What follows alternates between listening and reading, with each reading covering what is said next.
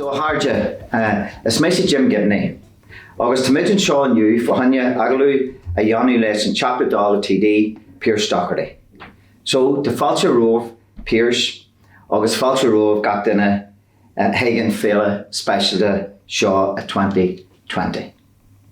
Harja, I'm Jim Gibney and I'm here today in Dublin to speak to Pearse Doherty about the spectacular result that Sinn Féin had earlier this year in February. And I would like to extend a special welcome to Pearse, who's a great supporter and friend of Féile. Under extreme pressure in the Dáil, he's taken time out to speak to us about the significance of the election for Féile and on this special occasion of the virtual Féile. So Pearse, I would just like to begin by asking you to give a general overview of the significance of the election result earlier this year in February, where Sinn Fein spectacularly won 37 seats in the Dáil, has 5 seats now in the Seanad, is in government in the north.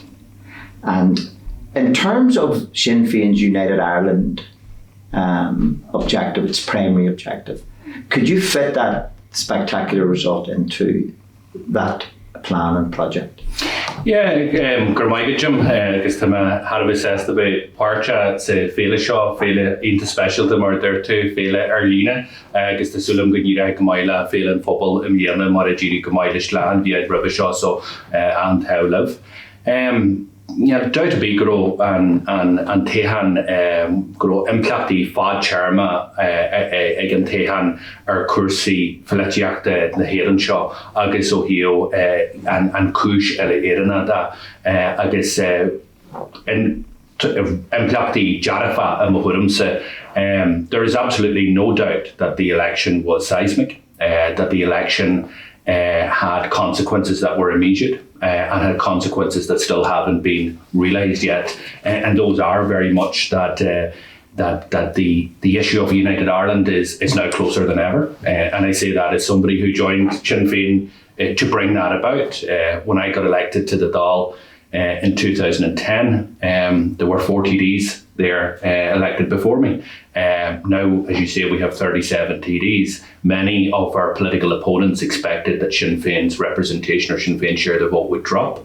It didn't happen because there was a huge amount of preparation, a huge amount of analysis, a huge amount of effort put into making sure that the solutions that we offered the Irish people in an All-Ireland context were the right ones, were deliverable, were achievable, and we had the people to deliver them. So I think the establishment, and I talk about the establishment as in not only our political opponents, but those who don't want to see change in relation to the ending of partition, or indeed the type of societal change we want in terms of equality. I still think that they haven't come to grips with what has happened in the election. I still think they probably wake up and think it's a bad dream that Sinn Féin somehow became the largest party, not only in the island of Ireland, but also this part of the island of Ireland, and gained as equal number of seats as Fianna Fáil did in the election. But from our point of view, I see this as a staging post. I see this as a beachhead where we will reorganise from, that we will try to consolidate the support that we achieved in that election, which we've already successfully done. You can see the opinion polls consistently reflecting that not only is Sinn Féin support staying solid, but actually that there's an increase in support there amongst the public for the party.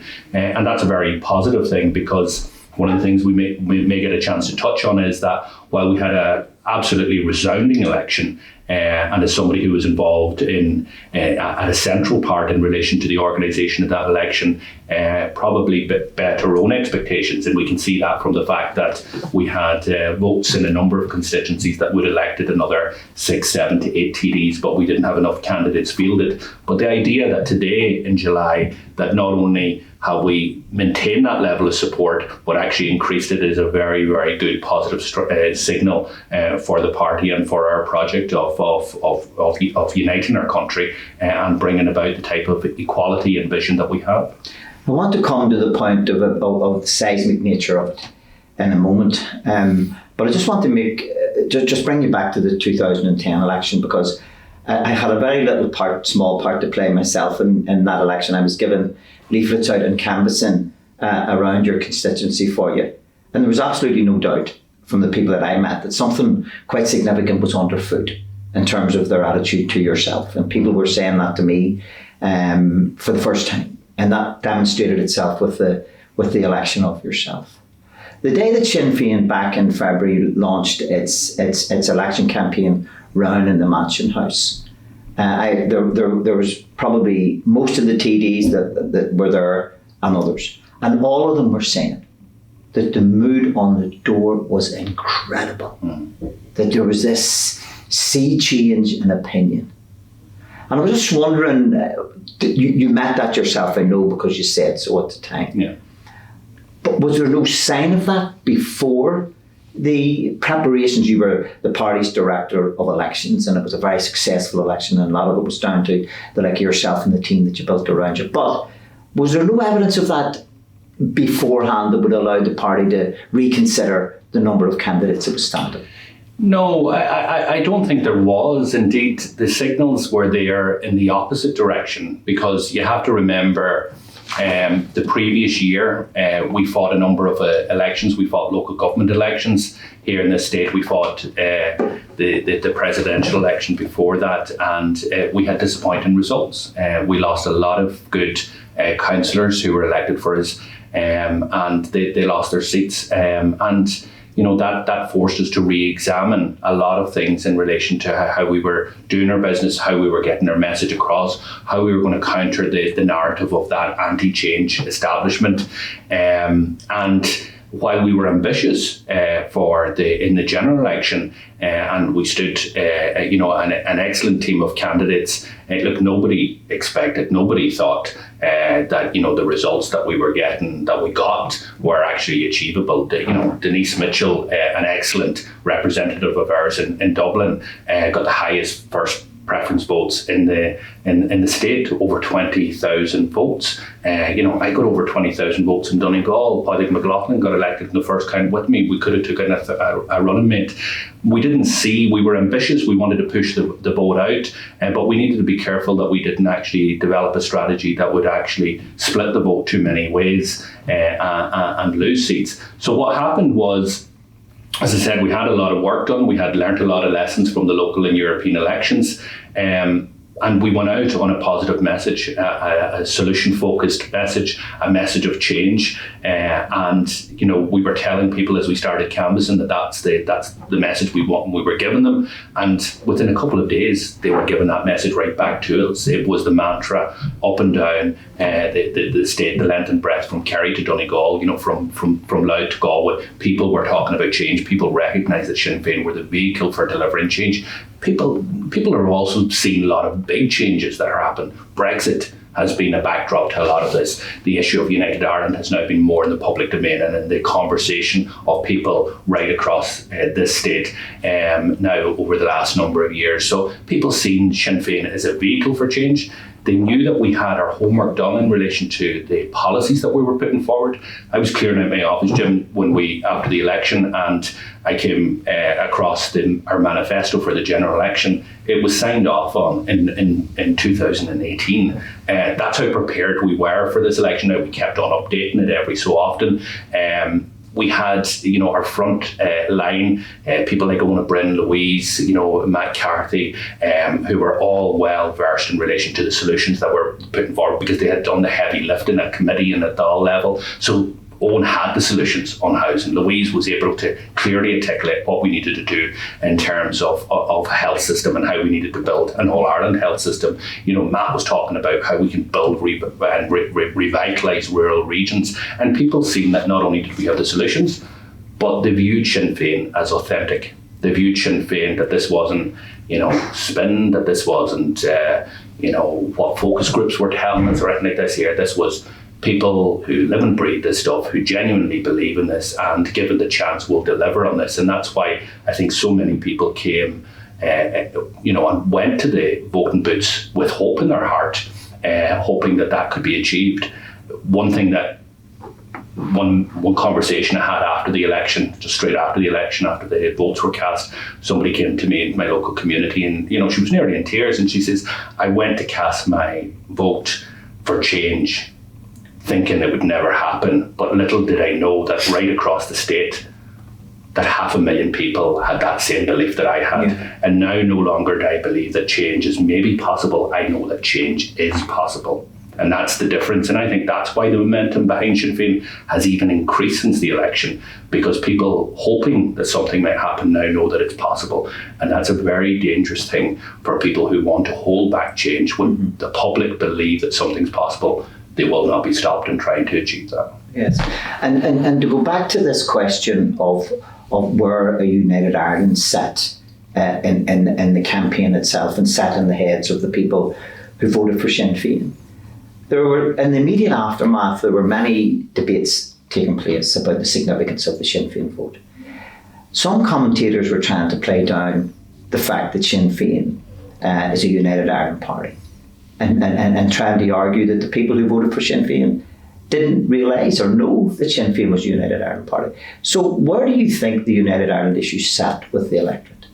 Yeah, look, it was core. It was core to everything we said in all of our debates, in all of our radio, our TV presentations. The issue of United Ireland was articulated by all our front bench spokesperson. All of our candidates and local radios was putting that forward.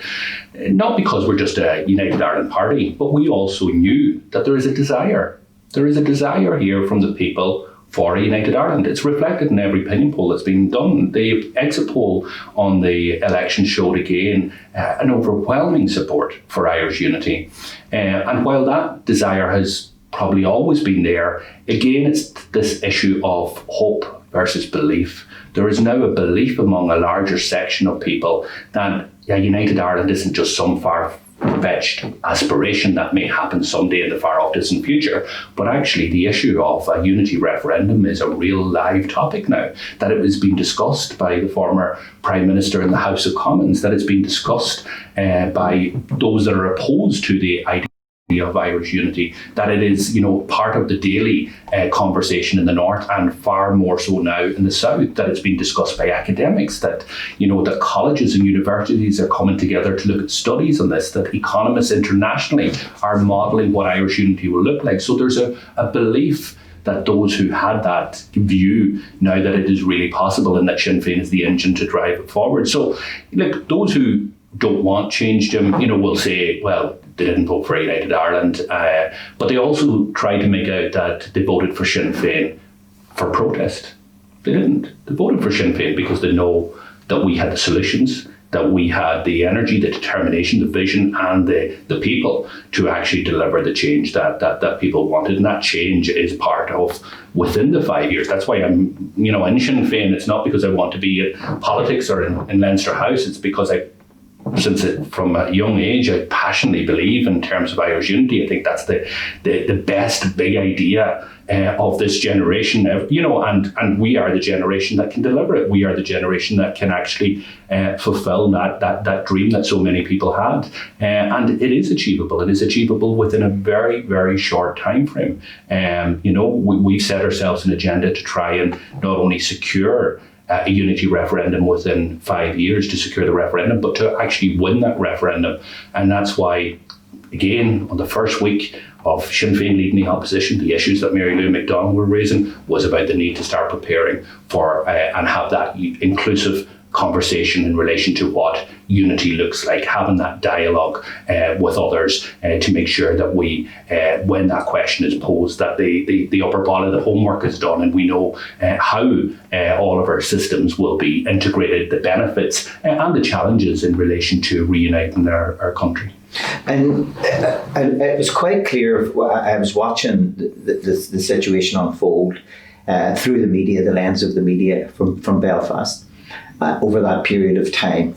And it was quite clear in the faces of the then Taoiseach, Leo Varadkar, and Micheál Martin, and the commentary that was coming from those sources, that they were in deep shock at what has just happened to in the election result itself. And it struck me at the time that Sinn Féin have effectively upended what Mary Lou described as a duopoly, control and power by the two big parties since the state was set up, Fianna Fáil and Fine Gael. That in effect that mould has been effectively broken by Sinn Féin with the size of the electorate it now commands. And in a way, there is a three-way split now in the Dáil and in society generally. But one of the things that struck me as well was the solution-focused nature of Sinn Féin.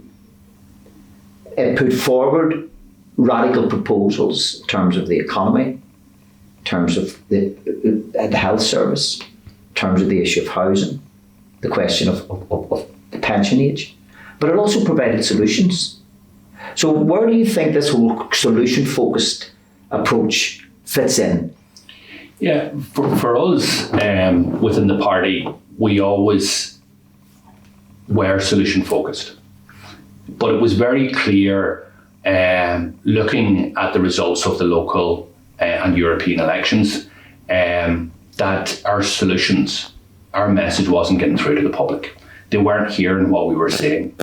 So what we had to do in the campaign, in the general election, was change our tactic and make sure that people heard our focus. So as a party of opposition, you have to criticise government and you have to criticise their policies.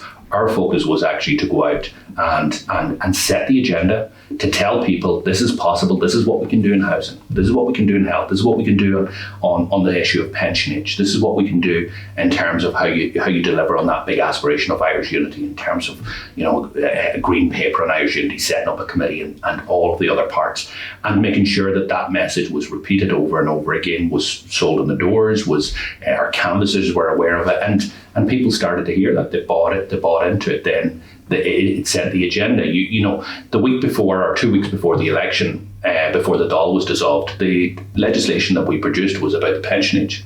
That became a dominant issue in that election. You had the dithering from Micheál Martin. Yes, we will. No, we won't. Yes, we will. Maybe we will. We'll set up a committee. We'll kick it down. And all of that. So the public seen that as this is a guy who's not authentic in relation to this issue. He doesn't believe in it. He's trying to say what needs to be said to try and gain your vote. Yet you had others, who were out, like Claire Curran, who was working, who's our new elected TD, one of our younger ones, along with Mairead Farrell, who was working in John Brady's office at the time, who were passionately telling you why it was the right thing to do not to increase the pension age to 69, and that you should have the right to retire at the age of 65 with a pension. And people believed that because they knew it was coming from a real authentic point of view. So we were very conscious from the very start that this had to be about solutions. We were also very conscious that many people were in a very difficult spot.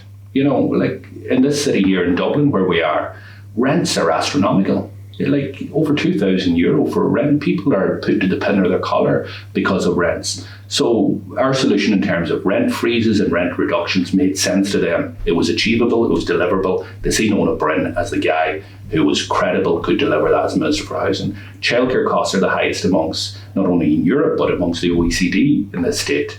So when they heard us coming out with John Brady talking about how we could do this, or others, they believed that it could be done, how we could turn a private system into a state system within a 5-year period. And then on other issues, it was very clear as well. We took on a lot of the vested interests over the last 5 years, the issues like insurance companies who are ripping people off and the bankers in terms of their scandals, and people knew that we were the party that would stand up for their interests, that we had their back, that we were in their corner. And that became very dominant during the election.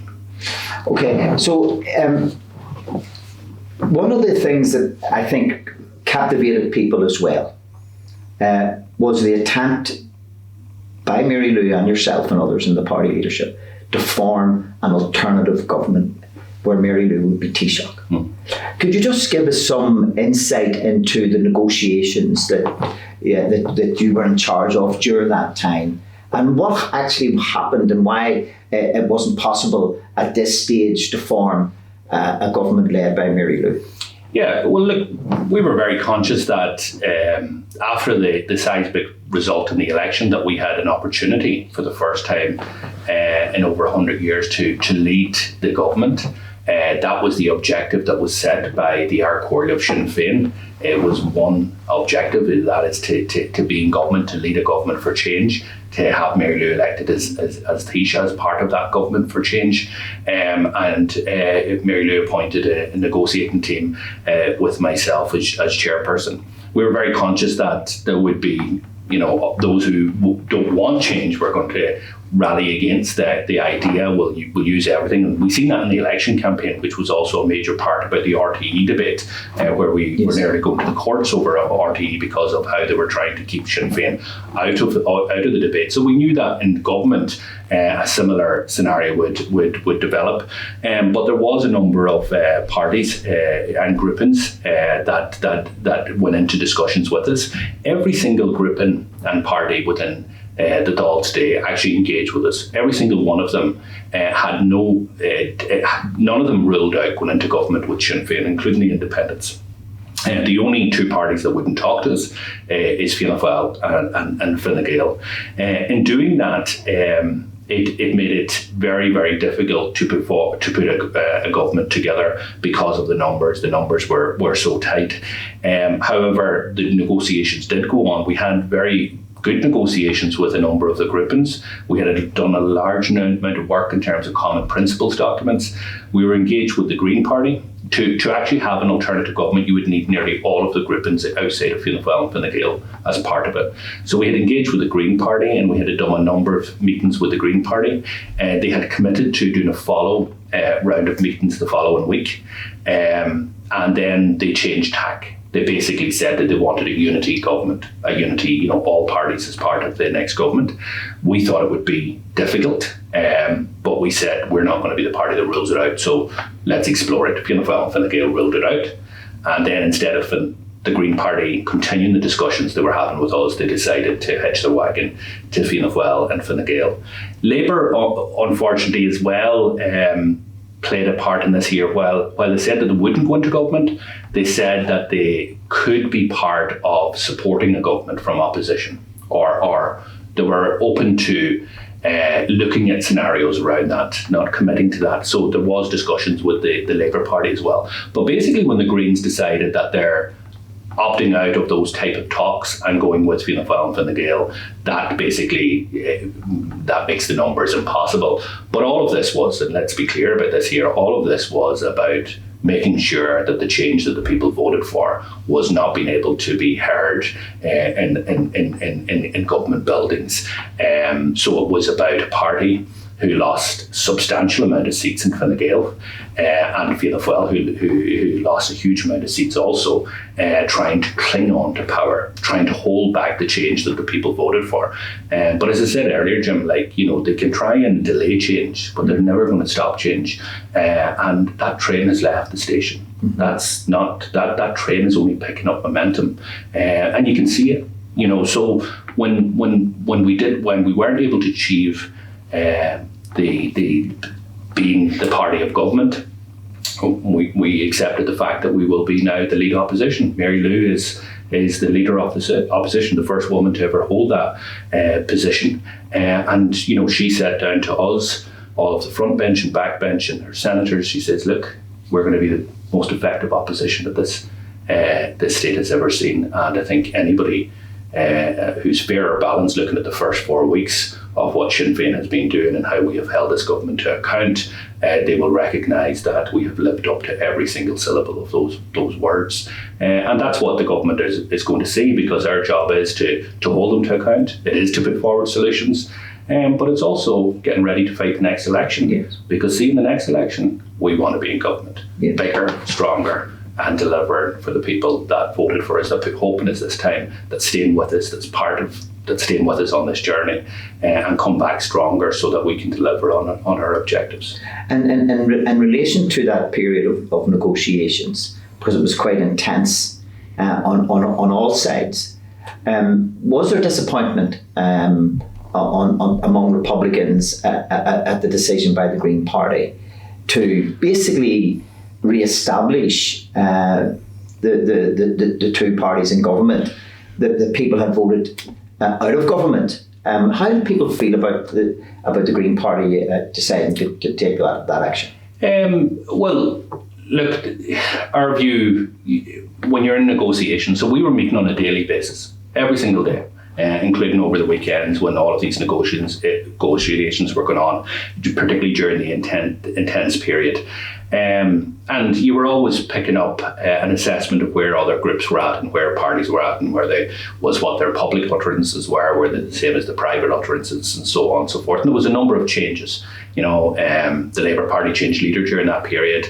The Green Party, there was serious division within the Green Party. I think that's fair to see. It was spelled out in the papers. So there was different views within the Green Party. Like anybody looking at the leadership contest there and how close it was, you can see that there was different views within membership of the Green Party. So while we knew where Eamon Ryan stood, and some people would have maybe argued that Eamon was quite content to go in with Fianna Fáil from way back, that would be up for himself to answer. But we knew we had a good sense of where he was, but we weren't sure if he was able to carry his party with him, because they had to put it to a vote, they had to get across the parliamentary party and then to a membership vote. And the one thing we said to him, and Ryan, we're up front with him all the time, is that that if the vote doesn't go the way he wanted it to go, which was to go into government with Fianna Fáil and Fine Gael, that we wanted to pick up conversations with him again, that we believed that a government for change was possible. And yes, we're disappointed. Look, many of those TDs got elected on huge surpluses that Sinn Féin got.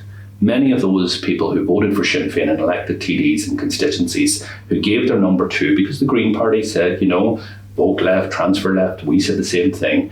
And people who didn't expect that they were going to put Fianna Fáil and Fine Gael back into office. But that's what they've done. But, we're not crying over something that's happened in the past. We know where we're at. We know what our job is. We know we've got a new front bench. There's huge energy, huge enthusiasm there. And there is also massive opportunities. So for the first time ever, you have a complete left-right divide in Irish politics, something that never existed before, in over 100 years.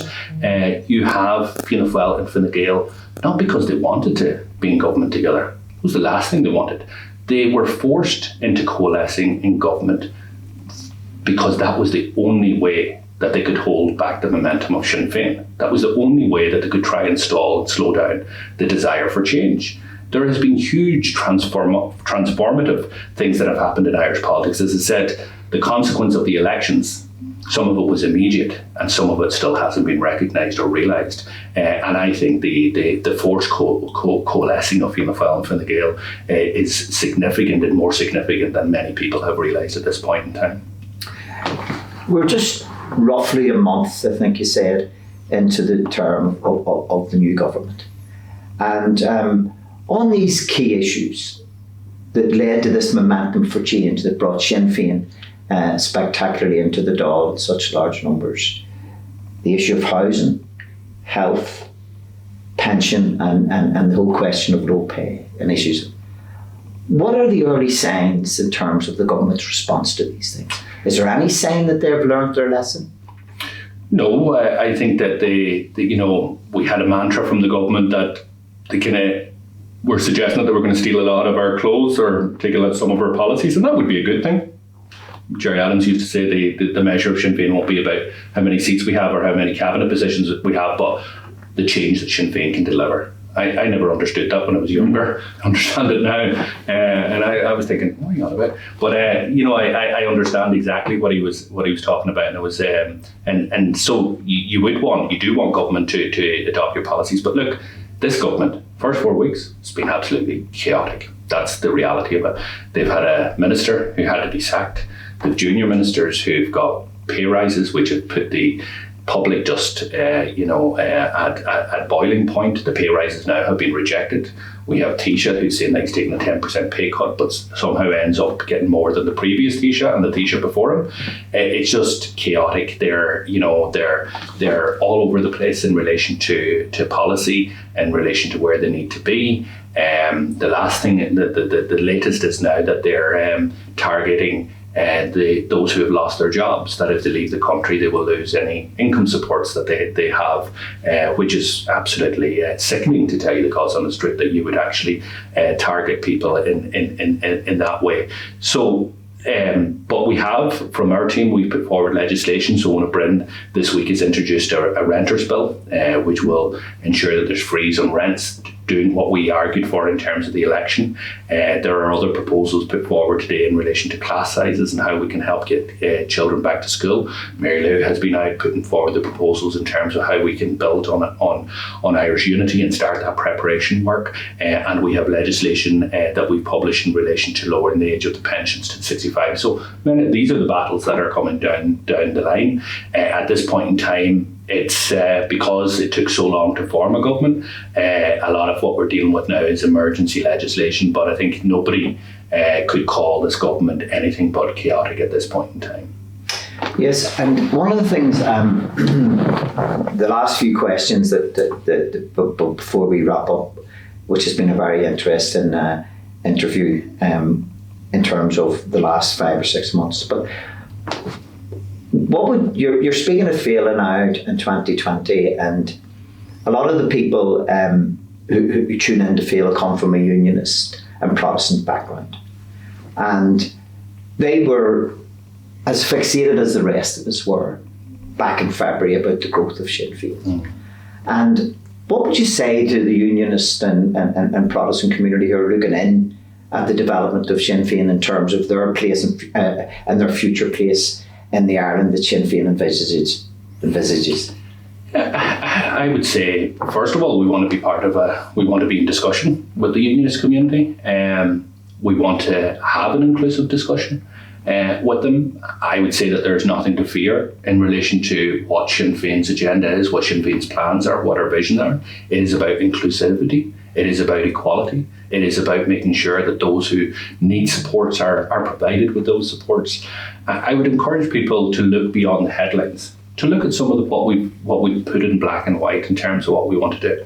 I can remember, just a couple of years ago with Jerry Adams, we went around all the party leaders and we talked about, let's set up a forum on a committee on Irish unity to start discussing this. And one of the points that I was making is that we need to de-romanticise the idea of Irish unity. There's a lot of tricky questions in terms of reuniting the country and what it means, and what it means for over 1 million people who identify as British, how that their identity will not only be recognised but will be cherished in a new Ireland. They're the real questions that we need to have in relation to Irish unity, along with integration of health system, how it makes sense in terms of, we can see it in terms of the pandemic, Jim, that it makes complete sense in terms of healthcare and people's well-being. But they're the real stuff that we need to get into. And I think that, unionists, like many others, obviously they believe in the union, but they have other interests as well. And I passionately believe that I'm an Irish Republican. I want to see my country united. But I also believe that it is in the interests of all the people of the island of Ireland to have a united Ireland. Not whether you just believe of it from an instinct, but actually from an economic point of view. It is the right thing to do. If you're a business person, that is where your future lies. If you're a farmer, that is where your future lies, within the European Union, with the supports and with access to a European market. If you're involved in culture or arts, that is where I would argue that the best way of doing it is. If you're involved in tourism, we need to promote our island as a green, eco tourist destination. So I believe all of those arguments are there, and I would encourage people to be part of it. People often ask about the flag and emblems and stuff like that there, and I can remember talking to a member from the Orange Order, and the big concern that they had at the time is, in a United Ireland, will we be allowed to march in Donegal? So of course, why wouldn't you be allowed to march in Donegal? So you're allowed to march in Donegal now. And I said, look, the flag doesn't have one thread more green than it has orange. That is the traditions on our island. And the white is obviously the union and the peace between them. So I think this is an exciting time. I know that from Unionist point of view, that they will fear this, they fear the change. They see the change, they see the opinion polls that are happening in the north, they see the demographic change, they see what happened over time in terms of councils, what's happened in Belfast City Council, and all of the change that's happened. They've seen how Brexit has torn them out of the European Union. And I can understand maybe that the fear of the change that is about to come. I would argue, and not argue, I would encourage them to be part of a discussion. They may not like the outcome of the discussion, they may not want to be part of the discussion, but I think they have those voices as part of what is already happening. There is discussions taking place on all levels. It would be, the absence of those voices would be a great pity and a great loss. Okay, it's quite clear from the mood that you're in now, and looking back over the recent months, you're quite optimistic and buoyant about the political situation from a Republican point of view. Do you think you yourself will live to see United Ireland? I have no doubt about it. I have absolutely no doubt about it. I'm very, very excited about what the future holds. I believe that change can happen very fast when you hit a certain point. And I think we're very close to that point. I think it was Nelson Mandela that may have said it to one of our colleagues in the past, that the change takes a long, long time, but then once you hit a point, it just accelerates and it becomes unstoppable. And I believe that we're at that point. So will I live to be in United Ireland? I want to. My job and that of every one of our colleagues, north and south, every single activist, every member of Sinn Féin, is to bring about a United Ireland within the next 5 years. That's what we do. That's why we get up in the morning. That's what we set about to do. We go to convince people that it's in their interest, that the type of policies that we're putting forward isn't just good for West Donegal or South Kerry or East, Belfast or Derry. It's actually, that's the type of United Ireland we want. We want an inclusive, fair United Ireland. So I'm absolutely convinced of it, that I will live to see United Ireland. My job is to make sure that it happens as soon as possible. And it's a very exciting time. And we have the leadership. We have the experience to bring that about.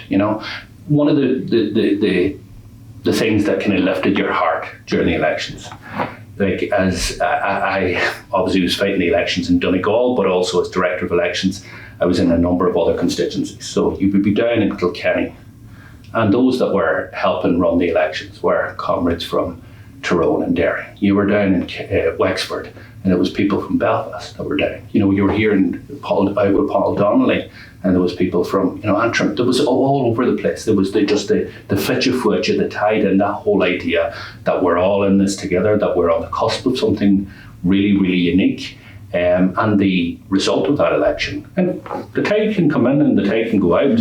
Our job is to make sure that it stays where it is. Our job is not only to win the hearts and minds of the Irish public during an election, but to keep them, to republicanise them. And I think we can do it. I think people know that we're real, we're genuine, we're authentic. We say what we believe. They want to test us. And I don't think we'll let them down when we get the chance to be in government. And hopefully we get that chance soon, because that will allow us to propel the issue of Irish unity. And hopefully then the next government that we're part of, there'll be a United Ireland government. Okay, Pearse, Carmila Mayob. Thank you. Come on,